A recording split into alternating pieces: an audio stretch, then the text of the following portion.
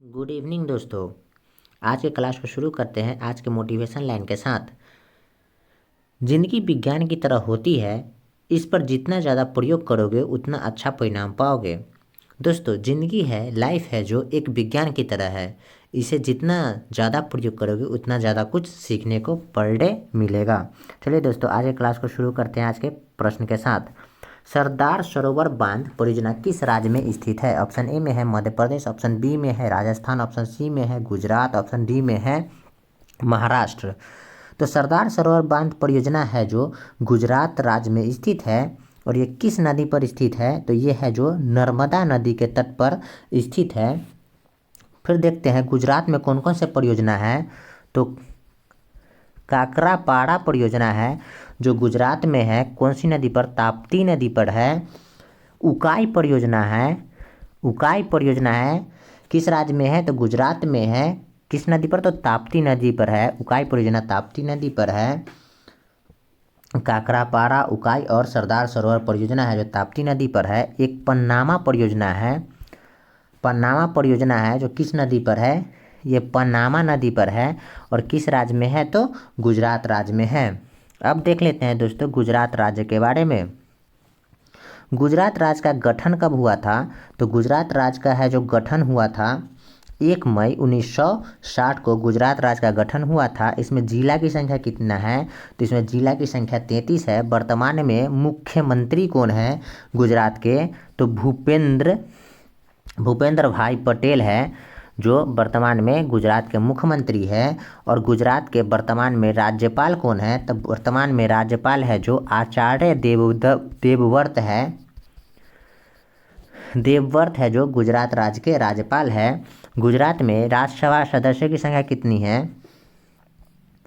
Rajya Sabha seat की संख्या कितनी है? तो 11 है। गुजरात में लोकसभा सीट की संख्या कितनी है? तो गुजरात में लोकसभा सीट की संख्या 26 है। अब गुजरात में एक फेमस मंदिर है सोमनाथ मंदिर। सोमनाथ मंदिर है जो गुजरात में ही है, जो बहुत फेमस है, जिस पर 17 बार है जो इस मंदिर को 17 बार लूटा था। कौन? तो मोहम्मद गजनबी थे जो इस मंदिर को 17 बार लूटे थे। अब देखते हैं मध्य प्रदेश में। देखते हैं दोस्तों कि कुछ महत्वपूर्ण परियोजनाएं। तो तावा परियोजना है जो मध्य प्रदेश में है। कौन नदी पर है? तो तावा नदी पर ही है। फिर पड़ता है वाड़गी परियोजना। वाड़गी परियोजना किस नदी पर है? तो वाड़गी नदी पर ही है जो मध्य प्रदेश राज्य में स्थित है गंगा सागर परियोजना। गंगा सागर परियोजना है जो किस नदी पर है? तो चंबल नदी पर है। गंगा सागर परियोजना चंबल नदी पर है जो मध्य प्रदेश में है। नर्मदा घाटी परियोजना। नर्मदा घाटी परियोजना है जो नर्मदा नदी पर है। किस राज्य में? मध्य प्रदेश में स्थित है। अब राजस्थान का देखते हैं महत्वपूर्ण परियोजना। इंदिरा गांधी परियोजना। इंदिरा गांधी नहर परियोजना है जो सतलज नदी पर है। सतलज नदी पर है। बहुत पूछता है इंदिरा गांधी नहर परियोजना किस नदी पर है? तो सतलज नदी पर है, राजस्थान में स्थित है। राणा प्रताप सागर परियोजना है जो राजस्थान में पड़ता है। फिर जवाहर सागर परियोजना है जो ये कौन नदी पर? तो चंबल नदी पर है। जवाहर सागर परियोजना है चंबल नदी पर है जो राजस्थान में स्थित है। अब महाराष्ट्र के देखते हैं। नागपुर शक्तिगिरी परियोजना। नागपुर शक्तिगिरी परियोजना महाराष्ट्र में है जो कौन नदी पर है? तो कोराडी नदी पर है। कोराडी नदी पर स्थित है। कोयना परियोजना है। कोयना परियोजना है जो कोयना नदी पर है, जो कोयना नदी पर स्थित है। कोयना परियोजना कोयना नदी पर स्थित है। निम्नलिखित में से कौन सा राज्य गैर शहतूत नॉन मलबरी रेशम उत्पादित करता है? तो उड़ीसा राज्य है जो गैर शहतूत नॉन मलबरी रेशम उत्पादन करता है। भारत में रेशम के 4 किस्म पाई जाती है।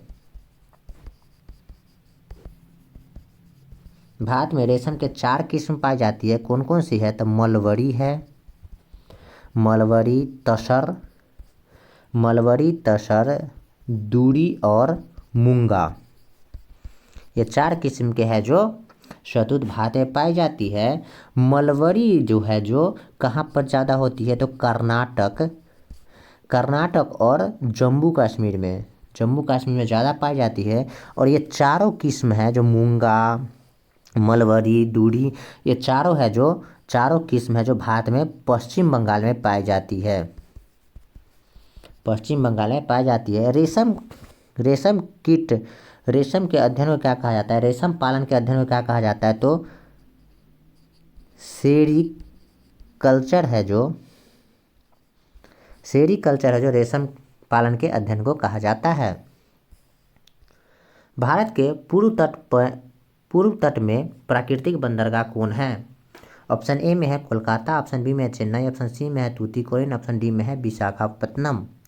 तो भारत के पूर्वी तट पर बंदरगाह है जो स्थित है विशाखापट्टनम, जो कहाँ पड़ता है? तो आंध्र प्रदेश में ये पड़ता है। विशाखापट्टनम बंदरगाह है जो किस राज्य में पड़ता है? तो आंध्र प्रदेश में पड़ता है।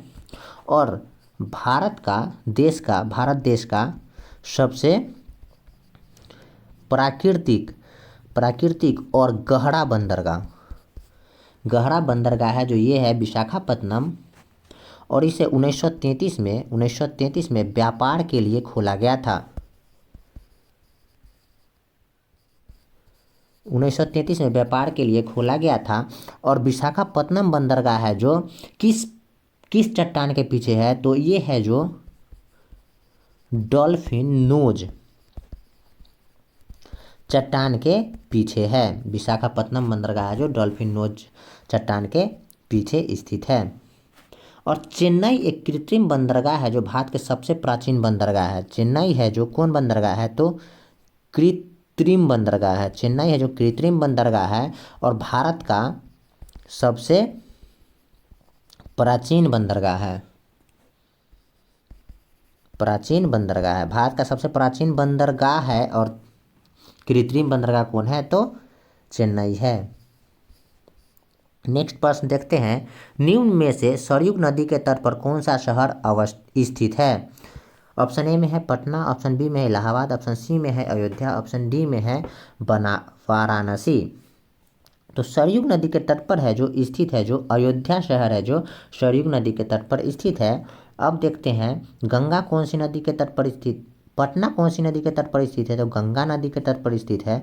और एकमात्र राज्य की राजधानी है पटना जो गंगा नदी के तट पर स्थित है। प्रयागराज इसके वर्तमान में, इलाहाबाद इसको वर्तमान में प्रयागराज बोला जाता है, नाम बदलकर इसको प्रयागराज कर दिया गया है। और यहाँ है जो गंगा और यमुना का, गंगा प्लस यमुना का संगम है प्रयागराज में।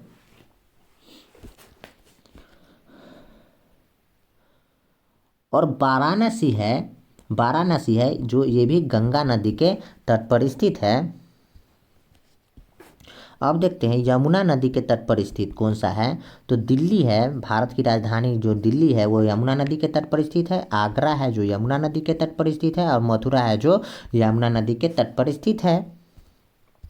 अब देख लेते हैं गंगा नदी के तट पर कौन कौन सा है। तो पहला तो है राजधानी जो बिहार का राजधानी है जो गंगा नदी के तट पर स्थित है। हरिद्वार है जो गंगा नदी के तट पर स्थित है। कानपुर जो पूछता है एग्जाम में कि सबसे बड़ा शहर कौन है जो गंगा नदी के तट पर स्थित है, तो सबसे बड़ा शहर है जो कानपुर है जो गंगा नदी के तट पर स्थित है। उसके बाद है कन्नौज है जो गंगा नदी के तट पर स्थित है। अब वाराणसी भी है जो गंगा नदी के तट पर स्थित है। नेक्स्ट प्रश्न है, वायु की अपेक्षित आर्द्रता मापने हेतु प्रयुक्त उपकरण क्या है? ऑप्शन ए में है हाइग्रोमीटर, ऑप्शन बी में है हाइड्रोग्राफ, ऑप्शन सी में है पेंटोग्राफ, ऑप्शन डी में है बैरोमीटर। तो वायु की अपेक्षित आर्द्रता मापी जाती है हाइग्रोमीटर से। बैरोमीटर से है जो वायुमंडलीय दाब, वायुमंडलीय दाब है जो बैरोमीटर से मापी जाती है। और हाइड्रोग्राफ से क्या मापा जाता था? जल का प्रवाह, जल के प्रवाह के दर को हाइग्रोमीटर से मापी जाती है। पृथ्वी की सतह से नीचे द्रवीभूत सुरल क्या कहलाती है? ऑप्शन ए में है बेसाल्ट, ऑप्शन बी में है छत्रक शैल या लेकोलिथ, ऑप्शन सी में है लावा, ऑप्शन डी में है शैलमूल या मैग्मा। तो पृथ्वी की सतह से नीचे द्रवीभूत शैल को शैलमूल या मैग्मा कहलाती है। नोबेल पुरस्कार कितने क्षेत्रों में दिया जाता है? ऑप्शन ए में है 5, ऑप्शन बी में है 6, ऑप्शन सी में है 7, ऑप्शन डी में है 8। तो नोबेल पुरस्कार है जो 6 क्षेत्रों में दिया जाता है। नोबेल पुरस्कार की शुरुआत कब हुई थी? तो नोबेल पुरस्कार की शुरुआत हुई थी 1901 में शुरुआत हुई थी और ये 6 क्षेत्रों में दिया जाता है। कौन कौन सा क्षेत्र है? तो शांति है, शांति के क्षेत्र में, साहित्य के क्षेत्र में, चिकित्सा के क्षेत्र में, भौतिकी के क्षेत्र में, रसायन के क्षेत्र में। और 300 के जब नोबेल पुरस्कार का 300 वर्षगांठ हो गया था तो 300 वर्षगांठ के अवसर पर एक और स्टार्ट किया गया था अर्थशास्त्र के क्षेत्र में देने का पुरस्कार। तो ये 6 है शांति, साहित्य, चिकित्सा, भौतिकी, रसायन और अर्थशास्त्र, ये 6 क्षेत्र में दिया जाता है। 1901 में किसे नोबेल पुरस्कार दिया गया था? तो 1901 में है जो फ्रेडरिक पार्सी को दिया गया था और संयुक्त रूप से मिला था 1901 में फ्रेडरिक पार्सी और स्विस हेनरी दुनांत को मिला था 1901 में। और भारत के प्रथम व्यक्ति कौन थे जिन्हें नोबेल पुरस्कार मिला था? तो भारत के प्रथम व्यक्ति थे जिनको साहित्य के क्षेत्र में नोबेल मिला था 1913 में। उनका नाम था रविंद्रनाथ टैगोर। नेक्स्ट प्रश्न देखते हैं, भारत में 2 सर्वोच्च स्वर पुरस्कार कौन से हैं? ऑप्शन ए में है परमवीर चक्र व अशोक चक्र, ऑप्शन बी में है परमवीर चक्र और महावीर चक्र, ऑप्शन सी में है परमवीर चक्र व वीर चक्र, ऑप्शन डी में है अशोक चक्र व महावीर चक्र। तो भारत के सर्वोच्च सम्मान होते हैं जो मुख्य रूप से 3 सर्वोच्च सम्मान होते हैं। पहला होते हैं परमवीर चक्र, दूसरा होते हैं महावीर चक्र, परमवीर चक्र, महावीर चक्र और तीसरा होता है वीर चक्र, परमवीर चक्र, महावीर चक्र और वीर चक्र। तो इसमें कौन सा क्रम सही है? तब महावीर चक्र, परमवीर चक्र और महावीर चक्र है जो सर्वोच्च 2 पुरस्कार है। रोवर्स कप किस खेल से संबंधित है? ऑप्शन ए में है टेनिस, ऑप्शन बी में है वॉलीबॉल, ऑप्शन सी में है फुटबॉल, ऑप्शन डी में है बास्केटबॉल। तो रोवर्स कप है जो फुटबॉल से संबंधित है। फुटबॉल का जन्मदाता देश किसे कहा गया है? तो इंग्लैंड है जो फुटबॉल का जन्मदाता देश कहा गया है। अब फुटबॉल में कितने खिलाड़ी होते हैं? तो फुटबॉल में 11, प्रत्येक पक्ष में 11 खिलाड़ी होते हैं। और फीफा है जो फीफा का संबंध है जो फुटबॉल से है और फीफा की स्थापना 21 मई 1904 में हुई थी। और फीफा का मुख्यालय है जो वर्तमान में ज्यूरिख स्विट्जरलैंड में पड़ता है। रोवर्स कप है जो दूसरा फुटबॉल का पुरस्कार है जो 1891 में शुरू किया गया था। और डुरंड कप है, ये भी फुटबॉल का कप है जो 1888 में डुरंड कप का शुरुआत किया गया था। देखते हैं टेनिस के प्रत्येक पक्ष में 1 या 2 खिलाड़ी होते हैं। और टेनिस का जन्मदाता देश है जो इंग्लैंड है जो टेनिस का जन्मदाता देश है। वॉलीबॉल में प्रत्येक पक्ष में 6 खिलाड़ी होते हैं और 1895 में इसकी शुरू किया गया था। किस देश में? तो अमेरिका देश में शुरू किया गया था। और बास्केटबॉल में प्रत्येक पक्ष में 5 खिलाड़ी होते हैं। और बास्केटबॉल के जन्मदाता किसे कहते हैं? तो जेम्स स्मिथ को बास्केटबॉल का जन्मदाता कहते हैं जो 1891 में इसकी शुरू की गई थी। मैरी कॉम किस खेल से संबंधित है? ऑप्शन ए में है मुक्केबाजी, ऑप्शन बी में है तैराक, ऑप्शन सी में है गोल्फ, ऑप्शन डी में है पोलो। तो मैरी कॉम है जो मुक्केबाजी की खिलाड़ी है। तो मैरी कॉम मुक्केबाजी से संबंधित है। किसने कहा था टकोर पर जब संसार सोता है तो भारत अपने जीवन व स्वतंत्रता के लिए जाग उठेगा। ऑप्शन ए में है महात्मा गांधी, ऑप्शन बी में है सी राजगोपालचारी, ऑप्शन सी में है जवाहरलाल नेहरू, ऑप्शन डी में है डॉक्टर राजेंद्र प्रसाद। तो ये जवाहरलाल नेहरू बोले थे कि मध्यरात्रि के टकोर पर जब संसार सोता है तो भारत अपने जीवन और स्वतंत्रता के लिए जाग उठता है। कब बोले थे? ये भारत के प्रथम प्रधानमंत्री थे। भारत के प्रथम प्रधानमंत्री थे जब भारत स्वतंत्र हुआ था। प्रथम स्वतंत्रता दिवस हुआ था भारत में कब? 15 अगस्त 1947 को। तो पूरे देशवासियों को ये संबोधित किए थे। हिरोशिमा दिवस कब मनाया जाता है? ऑप्शन ए में है 15 जनवरी, ऑप्शन बी में है 10 जुलाई, ऑप्शन सी में है 6 अगस्त, ऑप्शन डी में है 24 अक्टूबर को। तो हिरोशिमा दिवस है जो 6 अगस्त को मनाया जाता है और नागासाकी दिवस है जो 9 अगस्त को। नागासाकी दिवस है जो 9 अगस्त को मनाया जाता है। 15 जनवरी को कौन सा दिवस मनाया जाता है? थल सेना दिवस, आर्मी डे है, यानी थल सेना दिवस है जो 15 जनवरी को मनाया जाता है। और 1 से 10 जुलाई तक कौन सी सप्ताह मनाई जाती है? तो वन महोत्सव सप्ताह, वन महोत्सव उत्सव मनाया जाता है। और 13 जनवरी है, 13 जनवरी को कौन सा दिवस मनाया जाता है? 13 जनवरी को पंजाब में है जो एक पर्व यानी फेस्टिवल मनाई जाती है उसको कहते हैं लोहड़ी त्यौहार। लोहड़ी त्यौहार है जो 13 जनवरी को मनाया जाता है। नौसेना दिवस कब मनाया जाता है? ऑप्शन ए में है 4 दिसंबर, ऑप्शन बी में है 28 अक्टूबर, ऑप्शन सी में है 14 नवंबर, ऑप्शन डी में है 13 जनवरी को। तो नौसेना दिवस है जो प्रत्येक वर्ष 4 दिसंबर को मनाया जाता है। अंतरिक्ष में जाने वाले प्रथम भारतीय कौन थे? ऑप्शन ए में है रवि मल्होत्रा, ऑप्शन बी में है राकेश शर्मा, ऑप्शन सी में है सतीश धवन, ऑप्शन डी में है योगेश शुक्ल। तो अंतरिक्ष में जाने वाले प्रथम व्यक्ति है जो राकेश शर्मा है। राकेश शर्मा अंतरिक्ष में कब गए थे? तो 2 अप्रैल 1984 में राकेश शर्मा अंतरिक्ष में गए थे। कौन से यान से गए थे? तो बैकानूर सोयूज T11 यान से राकेश शर्मा अंतरिक्ष में गए थे। और कितने नंबर के व्यक्ति थे? तो 138वें नंबर के व्यक्ति थे जो अंतरिक्ष में गए थे। और राकेश शर्मा का जन्म कहाँ हुआ था? तो राकेश शर्मा का जन्म पंजाब के पटियाला में हुआ था। पंजाब के पटियाला में इनका जन्म हुआ था। नियाग्रा जलप्रपात किस देश में स्थित है? ऑप्शन ए में है यूके में, ऑप्शन बी में है अफ्रीका में, ऑप्शन सी में ऑस्ट्रेलिया में, ऑप्शन डी में है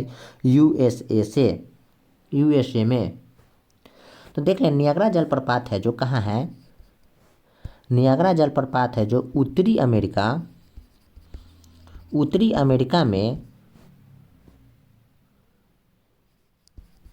ईरी और अंटोरियो, उत्तरी अमेरिका के ईरी और अंटोरियो झील के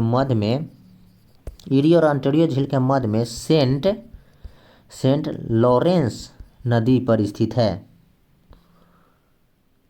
सेंट लॉरेंस नदी पर स्थित है। नियाग्रा जलप्रपात है जो उत्तरी अमेरिका के ईरी और अंटोरियो झील के मध्य सेंट लॉरेंस नदी पर स्थित है। और इसकी ऊंचाई कितनी है? तो ऊंचाई है जो इसकी ऊंचाई नियाग्रा जलप्रपात की जो 53 मीटर है।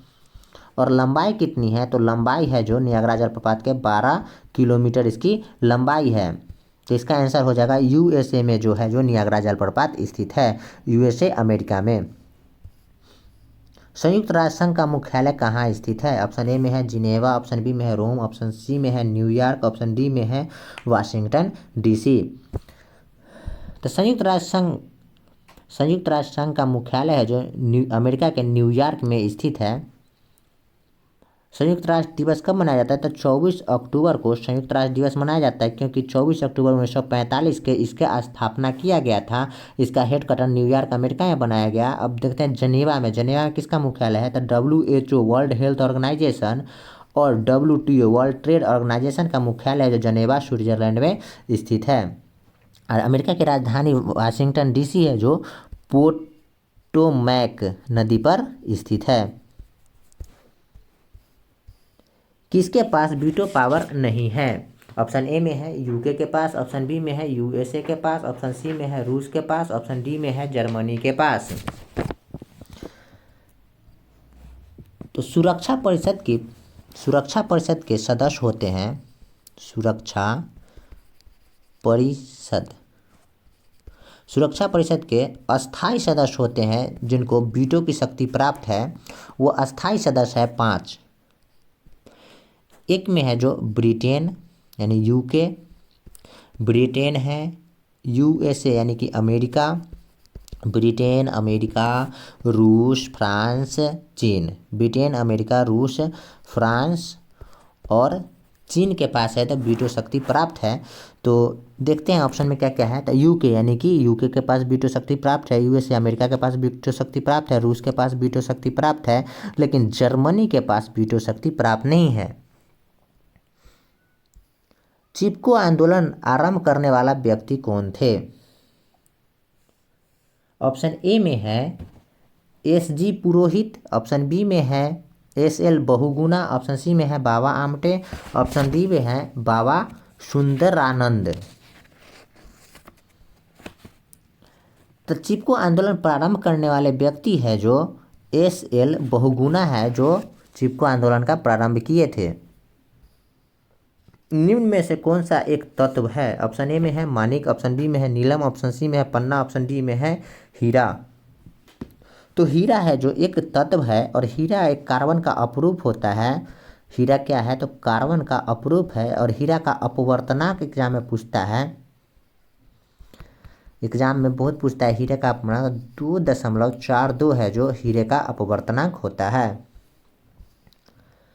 मानव द्वारा निर्मित प्रथम संश्लेषित रेशा का नाम क्या था? ऑप्शन ए में है नायलॉन, ऑप्शन बी में है रेयॉन, ऑप्शन सी में है टेरिकॉट, ऑप्शन डी में है पॉलिस्टर। तो रेयॉन है जो मानव द्वारा निर्मित प्रथम संश्लेषित रेशा है। रोशनी के लिए प्रयुक्त साधारण ट्यूबलाइट में क्या भरा जाता है? ऑप्शन ए में है फ्लोरोसेंट पदार्थ व अधिक अक्रिय गैस, ऑप्शन बी में है एक फिलामेंट पारदर्शी पदार्थ व पारावाष्प, ऑप्शन सी में है फ्लोरेंस पदार्थ व पारावाष्प, ऑप्शन डी में है दो फिलामेंट फ्लोरोसेंट पदार्थ व पारावाष्प। तो रोशनी के लिए प्रयुक्त साधारण ट्यूबलाइट में होते हैं जो दो फिलामेंट फ्लोरोसेंट पदार्थ और पारा का वाष्प भरा जाता है।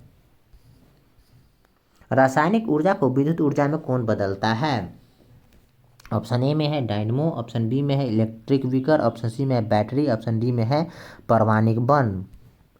तो रासायनिक ऊर्जा को विद्युत ऊर्जा में है जो बैटरी है जो रासायनिक ऊर्जा को विद्युत ऊर्जा में बदलता है, और डायनमो है जो यांत्रिक ऊर्जा को विद्युत ऊर्जा में डायनमो बदलता है। और हीटर है जो हीटर क्या बदलता है? तो विद्युत ऊर्जा को हीटर है जो विद्युत ऊर्जा को ऊष्मा ऊर्जा में हीटर बदलता है। डैश का अपघटन मानव के अल्जाइमर रोग का अभिलक्षण है। ऑप्शन ए में है वृक्क कोशिका, ऑप्शन बी में तंत्रिका कोशिका, ऑप्शन सी में है मस्तिष्क कोशिका, ऑप्शन डी में है यकृत कोशिका। तो अल्जाइमर है जो एक बीमारी है जो मस्तिष्क की तंत्रिका कोशिका प्रभावित होती है। मस्तिष्क कोशिका यानी मस्तिष्क की तंत्रिका कोशिका है जो अल्जाइमर से प्रभावित होती है, और इससे क्या होता है, इसमें कोशिका नष्ट होने लगती है और दिमाग की याददाश्त शक्ति है जो कम होने लगती है। अल्जाइमर रोग में याददाश्त शक्ति कम होने लगती है। तो तंत्रिका कोशिका है जो अभिलक्षण है कि तंत्रिका कोशिका इससे प्रभावित होता है। निम्न में से कौन से सबसे बड़ा जीवित स्तनपायी है? ऑप्शन ए में है जिराफ, ऑप्शन बी में है सफ़ेद हाथी, ऑप्शन सी में है गैंडा, ऑप्शन डी में है नीली हवेल। तो नीली हवेल है जो सबसे बड़ा जीवित स्तनपायी है, जो क्या करते हैं, बच्चे को भी जन्म देती है। क्या करती है? नीली हवेल है जो बच्चों को जन्म देती है, और बच्चों को क्या करती है, दूध भी पिलाती है। चलिए दोस्तों, आज के क्लास को यहीं पर हम बंद करते हैं। अगर क्लास अच्छा लगा हो तो लाइक शेयर सब्सक्राइब कर दे। थैंक यू दोस्तों, थैंक्स फॉर वॉचिंग दोस्तों। जय हिंद, जय भारत, वंदे मातरम।